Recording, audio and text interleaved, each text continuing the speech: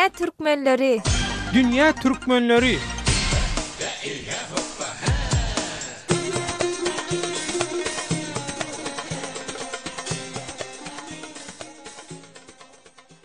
Gepleyer Azatlyk Radiosu. Salam, mehriban doganlar. Dünýäniň durly ýerine ýaşaýan, işleýän we okuyan türkmen diasporasy baradaky Dünya Türkmenleri adly hepdelik dowamly gepleşigimize başlaýar. Gepleşigi taýýarlap hem alyp barýan men Döwlet Baýhan.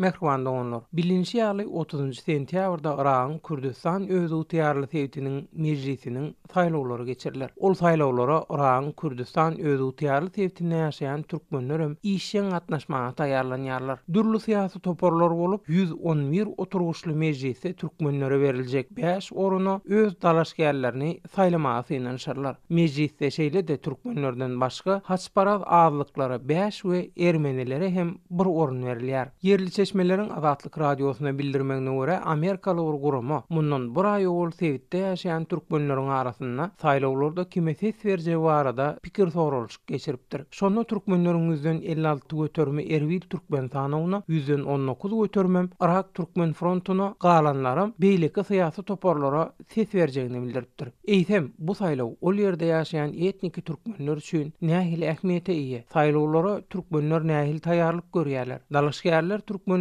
durmuş problemalaryna nähili alada bildirýärler. Döwleti degişli bolmaýan guramalar we aktivistler saýlawlarda nähili rol oýnaýarlar. Erbilli türkmenler bu saýlawdan näme garaşýar? Erbil türkmen sanawy atly syýasy toparyň ýol başçysy Mahmut Çelebi'niň aýtmagyna görä, Demirgazyk Irak Kürt öz ýurtýarly sewti saýlaw uçastaklaryna bölünmeýäni üçin diňe Erbil şäherinden gollap alýan türkmen dalaşgärleri başga şäherlerden ses berilýän bäsleşlerine garşy üstünlük kazanyp bilmeýärler. Bu Kürdistan bölgesinde seçimlerde bütün Kürdistan bölgesi bir bölge olarak kabul ediliyor. Yani Süleymaniye'deki bir şahıs Erbil'deki seçime oy kullanabiliyor. Her milletin demokratiya geçiş esaslarynyň birem saýlawdyr. Gynansak da häzir arzu edilýän demokratiya sepitlerine ýetip bilemzok. Irakda 2003-nji ýylda Saddam Hüseyin agdarlandan soň Bagdatda bir hökümet döredildi we Kürtlere ýokary wezipeler berildi. Ondan soň ýurdun demirgazygynda hem Kürdistan öz ýurtýarly sewti guruldy. Bu ýerde türkmenler ikinji köpçülük millet. Tutuş Irak boýunça Kürtler ilat taýdan ikinji köpçülük halk diýip, olara nähili ýurtýar berilen bolsa, edil şonuň ýaly öz ýurtýarly sewtde hem türkmenlere şeýle hak-hukuk berilmeli. Saýlawlarda türkmenler üçin ullukan bir problema bar. Sewit türlü saýlaw uçastaklaryna bölünmeýär. Türkmen köpçüligi Erbilde ýaşaýar. Ýagny Demirgazykdaky öz ýurtýarly Kürt sewtinde başga ýerde kowçumlukda türkmen ýok. Irakdaky türkmenleriň esasy köpçüligi başga ýerlerde ýaşaýarlar we olar bu saýlawa gatnaşmaýarlar. Şoň üçin hem başga şäherleriň ýaşaýjylary Erbildäki dalaşgärlere ses berip bilýär. Bu şeýlelikde Erbilli türkmen dalaşgärleriň alýansy gata az bolýar. Meselem 2013-nji ýylda Erbil türkmen sanawy partiýasy hökümine saýlawa gatnaşdyk we 89.800 ses aldyk. Emma 3.200 ses alan ýaly kabul edildi we galanlar nädogry hasap edildi. Muňa garamazdan biz türkmenler üçin syýasy aladamyza dowam edýär we bu saparam Erbil türkmen sanawy ady bilen saýlawa gatnaşýar. Mejlise türkmenlere diňe 5 orun berilmeginem dogry hasaplamaýar. Şeýle ýagdaýlara garamazdan türkmenleriň öz hak-hukugyna eýe bolmak üçin ruhdan düşmän syýasy aladalarymyza güýçli depkinne dowam edýär. Amerikan guramasynyň türkmen saýlawçylaryň arasynda geçiren pikir sorulşygyna biziň Erbil türkmen sanawy ýarpydan köp ses alypdyr. Biz saýlawda hem şeýle netije bolmagyna garaşýar we bu uğurda işleýär. Biz bu mücadeleden vazgeçmiyoruz. Biz daha aynen Erbil Türkmen Lisesi adıyla giriyoruz seçime. Deyip Cenap Mahmut Çelebi Azatlyk Radiosuna Iran Kürdistan öz ýurtýarly sewtinde ýaşaýan türkmenleriň syýasy aladalary hakda maglumat berdi.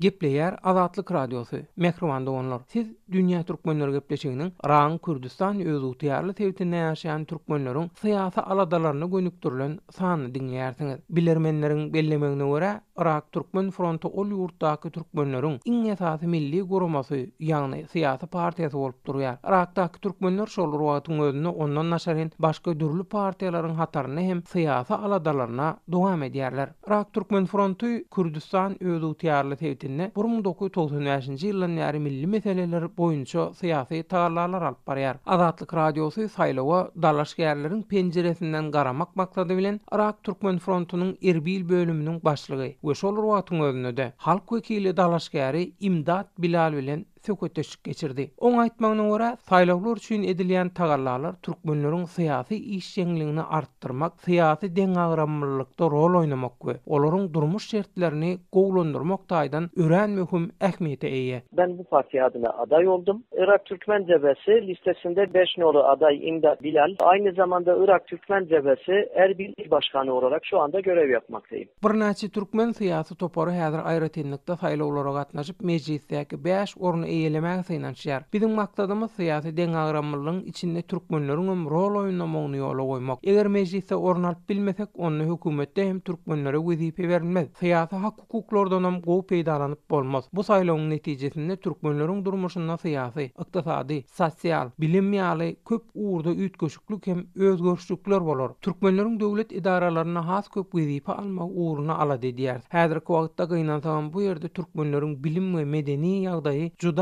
pes derejede. Biz haçan syýasy taýdan güýçli bolamyzda bu problemalary düzeltip biler. Halk wekili saýlanan halatymda türkmen bilen kürdüň doganlygyny ýytap, özara gatnaşyklar puwtalandyrmak maksat edilýär. Türkmen ýaşlary ykdysady we bilim taýdan gözgüni ýagdaýda mejlisde olaryň problemalarynyň çözülmegi üçin alada etmekçi. Bugün Türkmen eğitimi, Türkmen kültürü burada ne yazık ki çok pasif bir durumda. Biz ancak bunları siyasaten güçlü olursak ancak biz bunları düzeltebiliriz. Diýip dalaşgär İmdat Bilal Azatlyk radiosynyň dinleýijilerine özüniň syýasy aladalaryny görüňberdi.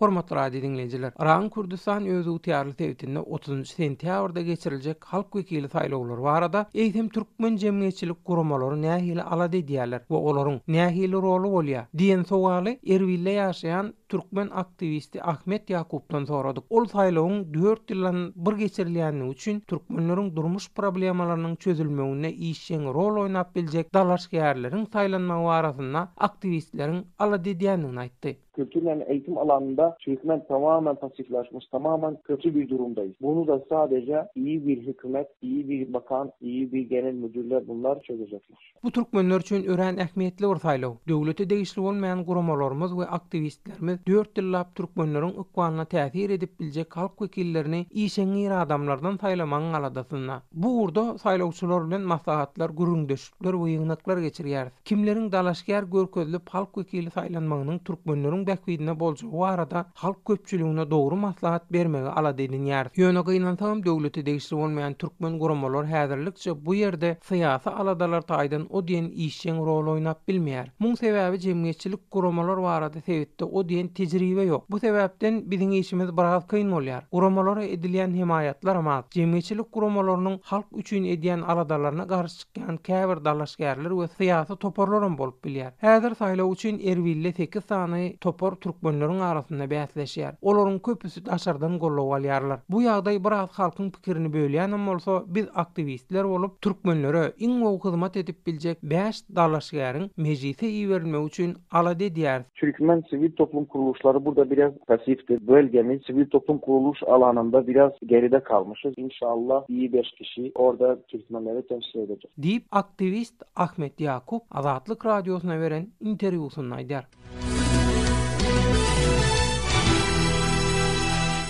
Mehriban doganlar, Erbilläki türkmen aktivistleri bilim we medeni taýdan ýyza galanynyň sebäpli häzir esasy aladanyň bu uğurlarda işlejek halk wekillerini we hökümet işgärlerini taýlap, zerur reformalar durmuşa geçirmekden owaratdygyny bildirýärler. Hormatly radio dinleýijiler, şunuň bilen dünýä türkmenleri gepleşigimiziň Irak Kürdistan özü tiýarly tewtinde ýaşaýan türkmenleriň syýasy aladalaryna gönükdirilen sanyny geçirip gotarýar. Ýene-ki efir duşuklarymyz üçin hoş, sag bolun we hemişe azat tolkunlarda galyň.